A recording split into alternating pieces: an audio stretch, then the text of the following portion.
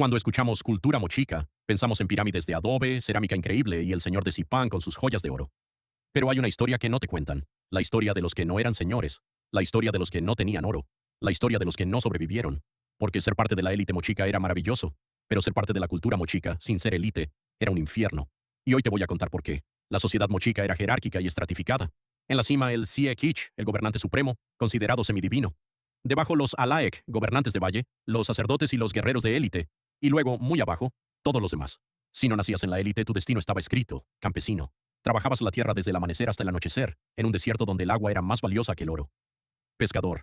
Te enfrentabas diariamente a un océano impredecible. Artesano. Pasabas horas bajo el sol aplastante moldeando barro. Esclavo o prisionero. Habías perdido incluso tu libertad. No había movilidad social. No importaba cuán inteligente o trabajador fueras. Nacías en una clase y morías en ella.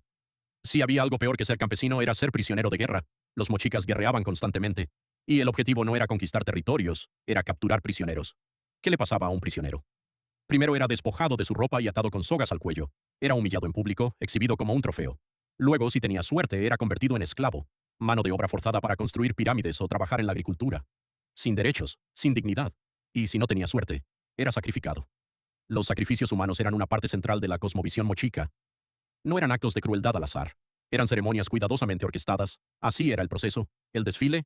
El prisionero, desnudo y atado, caminaba en procesión hacia el templo principal. Todo el pueblo miraba. El cuchillo. El sacerdote usaba un tumi, un cuchillo ceremonial de metal. El sacrificio.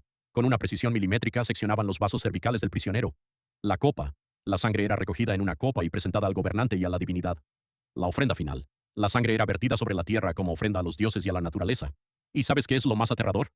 En la iconografía mochica, los prisioneros aparecen representados con expresiones de dolor, resignación, narices y labios rotos. Los ceramistas retrataban el sufrimiento con un realismo escalofriante. No era propaganda, era un mensaje. Esto te pasará si nos desafías. La vida en la costa norte del Perú ya era dura. Días calcinantes, noches heladas. El desierto no era un hogar amable. Pero lo peor eran las enfermedades. Los arqueólogos han identificado 17 tipos de paleopatologías representadas en la cerámica mochica. Enfermedades como anemia, bronquitis, tuberculosis, artritis por el trabajo duro. Severas lesiones oculares por la arena caliente del desierto, asma, epidemias catarrales. ¿Y cómo explicaban los mochicas las enfermedades?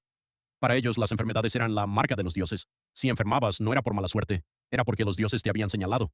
La leishmaniasis estaba relacionada con la papa, el cáncer con el maíz, la tuberculosis con el payar, la ceguera con el frijol, la agricultura que les daba de comer también les traía enfermedades, y cuando pensabas que la vida ya era suficientemente dura, llegó el fenómeno de El Niño.